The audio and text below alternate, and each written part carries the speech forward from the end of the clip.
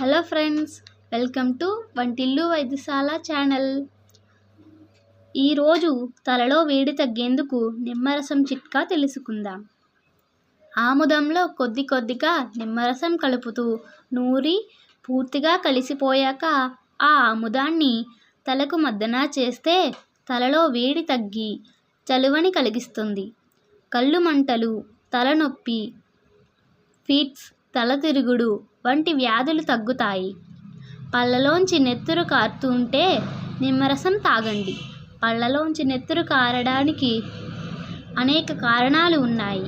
C vitamin తగ్గటం ఒక కారణం అయితే, ఇప్పుడు మార్కెట్లో దొరికే టూత్ పేస్ట్లు కొన్ని సరిపడకపోవడం ఇంకొక కారణం. పేస్ట్ పడకపోయినా చిగుళ్ళలోంచి నెత్తురు కారడం జరగవచ్చు.